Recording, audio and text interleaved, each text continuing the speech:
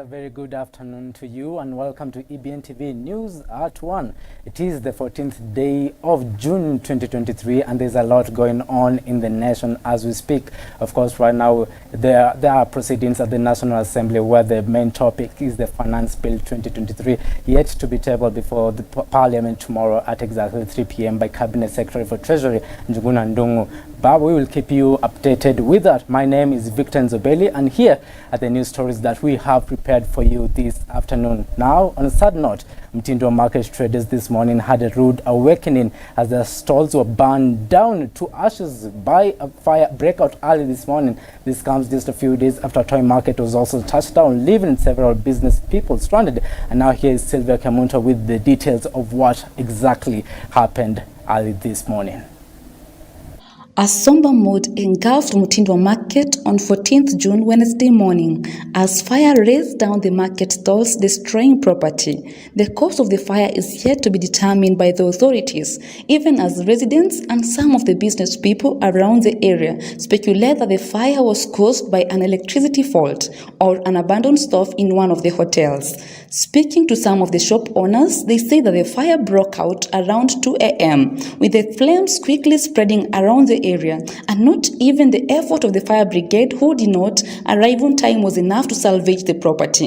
Fununo mara ni stima, fununo mara ni watu binafsi. Naona mali pia watu wanapata kidogo, labda maybe kuna watu wa wivu ama kitu kama hiyo. Sasa bado tumechanganyikiwa, ndio maana yake tumekaa hapa. Tunataka kujua ni nini imefanyika.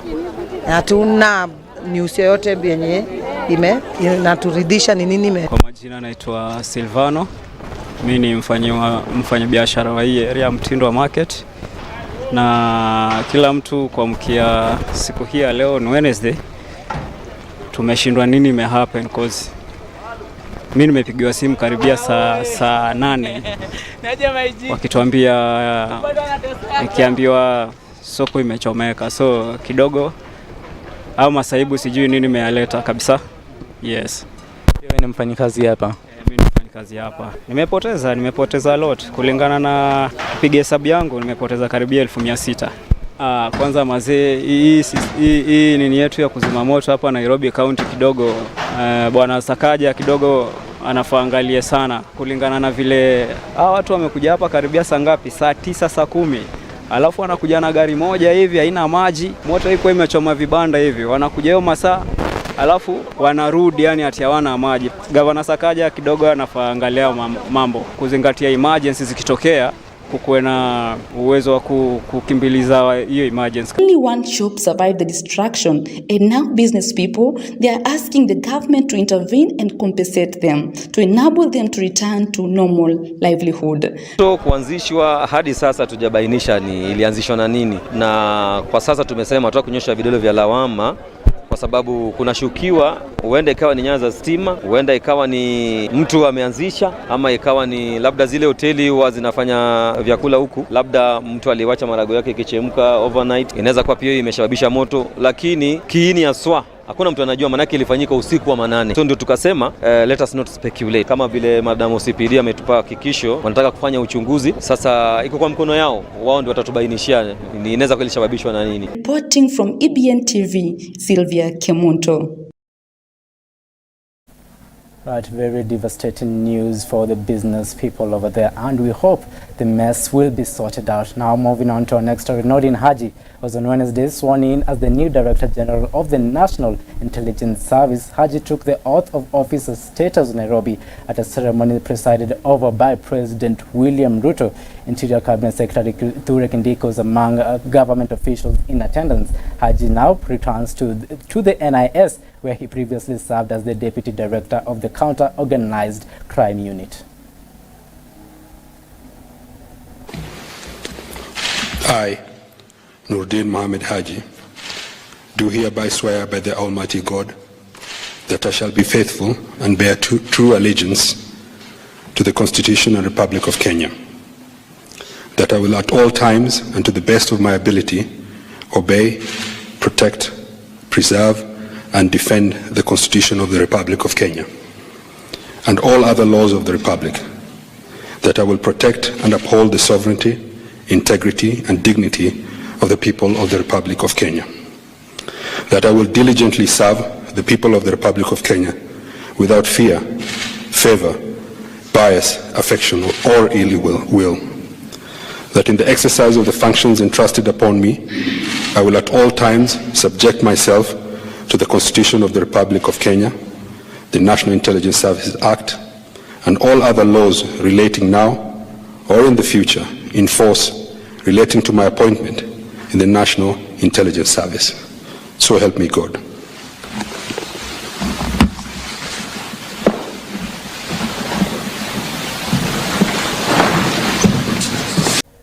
Right, moving on, Tabitha Karanja has resigned as Chief Executive Officer of Keroche Breweries Limited after 25 years at the helm. Mrs. Karanja, who is the Nakuru Senator, handed over to the CFO Potters Anai. The founder of the Naivasha-based brewer announced her stepping down on Tuesday morning as the company kicked off its 25th anniversary celebrations. She leaves behind a company that is battling a liquidation suit and is reeling from a protracted tax dispute with the Kenya Revenue Authority, which had its genesis in October 2006 when Keroche filed a judicial review application challenging KRA's decision to fortify wine products under a harmonized system called tariff heading 2022.04 instead of 22.06 in respect of sales and trading activities for the period 2002 to 2006. Having navigated the journey as a captain for 25 years, the time has come for me, Tabitha Karanja, to pass the baton to a new generation of business leaders. With immense pride, I hereby announce my decision to step down as the CEO of Keroche Breweries, entrusting the leadership to a deserving successor. Keroche is 25 years old. That therefore implies we have a strong organization that can go global. We have a strong balance sheet that can sustain us for the next 100 years. The CEO, the chairman of the organization, have set the pace for us. The distributors have stood with us. The employees have stood with us. It is now our turn to ensure this organization moves to the next level. And now tax and economic experts are now warning that the move to settle at 16% VAT on fuel will immediately put the cost of living on an upward trajectory. Hit hard the manufacturing industry, leading to mass layoffs as well scare away investors in the country. According to the PKF, the move to introduce several taxes on Kenyans at a go will also choke them, threatening the financing of the 4.4 trillion budgets in the next financial year. Public transportation, the fares will go up. That's the first thing. But then remember, for any agricultural produce to be lifted from the farm to the market is normally transported. That impact will also obviously be translated to the price of food items when it comes to manufacturing. So that's an added cost that will come towards the price of commodities from a manufacturing point of view. And obviously the issue of the cost of power and electricity is one of the deterrents to a lot of investments in Kenya. What certainty or what assurances or what safeguards are in place to ensure that the funds under this housing fund are properly managed and there is accountability to the use of these funds, and the assurance that each and every person who has contributed to the fund will actually get their money back. Is it to the 5% that is normally paid on a withholding tax basis, but have them declare the tax at the end of the year, and any differential of tax on gains, then they should subject it to tax. Any digital content creators who are non-residents, let them pay the non-resident rate of withholding tax of 20%. Kenya can do better, but I think it's just a focus on the right areas. What is Kenya good at? Kenya is good at agriculture. Kenya is good at tourism, because if we retain our talent in Kenya, we can really grow our economy. There could be various solutions. One is we could ask for a debt relief. Second issue is we could ask for a debt restructuring. But remember, when you do a debt restructuring, the debt still has to be paid. The issue is that you can go to the market, you can go for reform. Right, Right now, Wiper leader Kalonzo Musyoka has reiterated that opposition leader Raila Odinga has been rigged out of the presidential elections not once but twice in the 2013, 2017 and 2022 general elections. He spoke on Tuesday during this opening of a new dormitory block at Mumbuni IIC Secondary School in Mitaboni, Machakos County. The former vice president said that they had decided to re-strategize in the August 2022 presidential elections and have NARC Kenya leader Martha Karua as Raila's running mate. 2013 ikaibiwa, 2017 ikaibiwa, 2022 ikaibiwa. Sasa mpaka ndugu yangu Raila amekuwa yeye kazi yake ni kuibiwa. Kuibiwa tu. Sisi nikubali acha tuweke tukule maniotai. Tuweke Martha Karua. Si tulimweka? No, nasema si tulimweka. Na likaibiwa bado. Lakini nyinyi wanawaipa mkapata sifa nzuri sana. Kwa hivyo tuwapigieni makofi tena hawa wanawaipa. Na ndio tukaitana kusema asante kwa Mwenyezi Mungu. Nundu mwina abika. Mwina abika muundani yata. Mheshimiwa Mboi betekeliei na kwa nundu ziana yana iwe ziadha wanzao. So tuliunda kamati Kenya kuisha hawa Kenya kwanza. Waka KK koga. Wakatoa watu 7, tukatoa watu 7. Alafu wakaenda kule. The last time nilicheck walikuwa waanze kazi. Wakakubaliana, lakini team leader wa Azimio Senator Mheshimiwa Senior Counsel Tiende akaandika barua. Mwenzake wa Kenya kwanza akakataa kuijibu. And the issue was wasimamishe kazi ya kutafuta makamishna wapya pamoja na mwenyekiti wao. Hatuwezi kuwa na Chebukati mwingine Kenya hii. Yule Chebukati kwa ndo mama mbeto maume direct kuma kwa hell kana mago kwa ni ndi. So lazima tutafute mikakati, hata kama ni kurudi kwa hiyo mazungumzo, turudi kwa mazungumzo ili commission hiyo isiwe kitu ya Kenya kwanza peke yao. Commission ya kusimamia uchaguzi wa miaka ijayo haiwezi, na sasa hivi even worse kuna Right now, the Finance and Planning Committee of Parliament yesterday tabled the controversial finance bill on the floor of the House. It was a give and take, and members of Parliament retained the 16% tax on fuel was retained, meaning Kenyans will have to dig deeper into their pockets to the controversial 3% housing deduction was reduced to 1.5%. Many days of hard work, of hours of sitting down, the Committee of Finance and National Planning has completed the exercise of public participation. We are ready now to table our report on the finance bill of 2023-2024. We've listened to the views of Kenyans. As I promised you, we said that the views of Kenyans are going to count in this particular finance bill. And I'm also happy to report that the Committee of Finance and National Planning has had a unanimous decision made by the committee. And remember, the Committee of Finance and National Planning has members of Parliament from across the political divide. So it's good to know that both members from either political formations, from all political formations, have agreed that, in our view, after listening to Kenyans, this is the amendment finance bill, which is going to be good to turn around our economy, to solve the issues of raising revenue, expanding our tax base, reducing our national debt, and spurring economic development, especially by many of the incentives that are put here on manufacturing and job creation.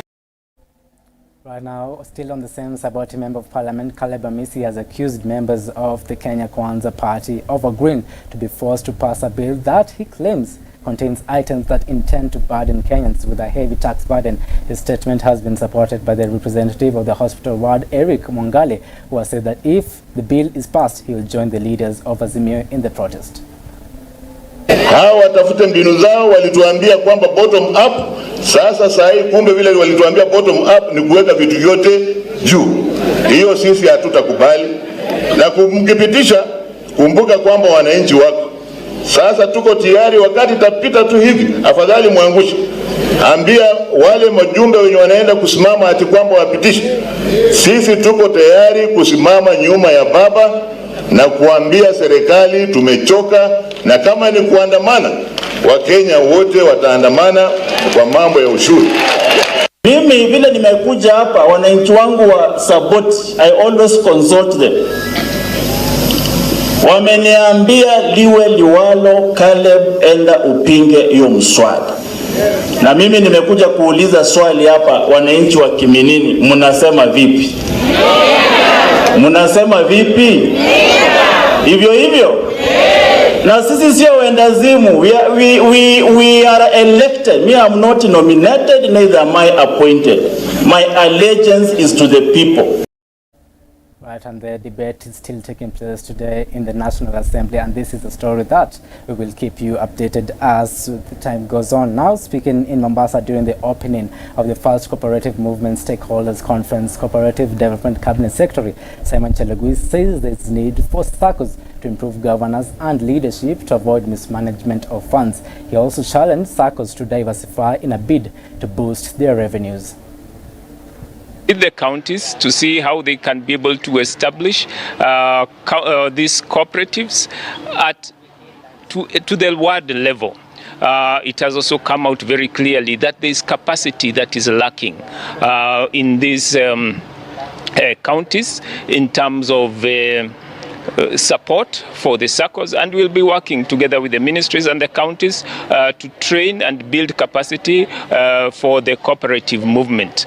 We have to keep an eye on this sector to ensure no money is lost or through collapse of SACCOs. We are giving a serious warning to anybody who could have been involved in maybe in fraudulent activities on societies, that we are tracking and following them up, and using other agencies of government. We will not let any shilling of the members, of the cooperative members, to be lost. So we are working with the agencies. Right, former United States President Donald Trump is set to appear in a federal courthouse in Miami to answer to federal charges. Trump, who is the first United States former president to face federal charges in the American history, was last week indicted of mishandling classified documents. Special counsel Jack Smith charged Trump in a 37-count indictment alleging that the 45th United States president mishandled classified documents brought to his Mar-a-Lago resort. The 76-year-old business magnate was indicted in March by the Manhattan District Attorney's Office on charges related to hush money payments.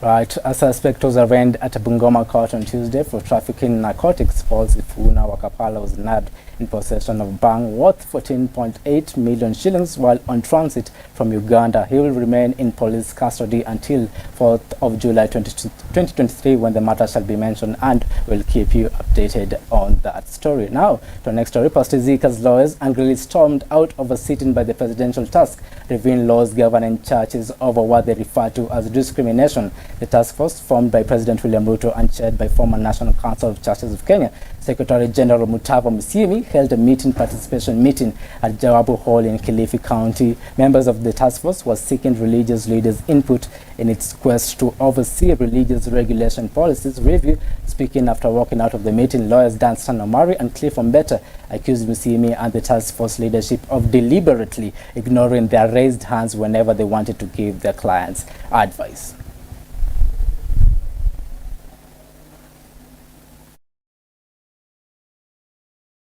Nafikiri amani ama kulingana ama upendo unaanza katika nyumba pale nyumbani na ule jirani. Sasa ningefikia serikali kuu tusiwatane vikiweze, tuanze na mimi na wewe. Hakika wale watu waliokufa Chakaona ni wengi na wewe tu. Assalamu alaikum. Amani ya Bwana iwe nanyi. Kwa majina ni Harun Musa. Kwa watumikia umma katika kuinua imani. Nafasi hiyo na hapo ni mahali pazuri sana. Kwa hivyo Bado watu wanakubali Mungu na bado watu wakubali kutoa roho zao. Kutoa roho ni kikubwa. Tukafanya kazi, itakuwa watu watakuwa urongo hawasemi, rushwa hawachukui, unyongaji kunyonga. Jua kwa nini halijakumkubalia Pastor Ezekiel kuweza kutoa maoni yao. Swala ni kwamba wangetueleza kwa sababu za kuandika why they don't want Pastor Ezekiel to present his views. Because we have been here since 9, nobody has allowed us to talk. And when now we found out that we cannot be able to put our views, we started collecting our views by recording the proceedings. We were denied that right. So we feel there is some malice, there is an agenda targeting our client. And that is why we are saying we will look for legal ways to deal with that question. Our views we shall present a serious memorandum. And when he picked it, he must have based it on something. He must have based it on the people, their personality, their achievements, their integrity, and such kind of things.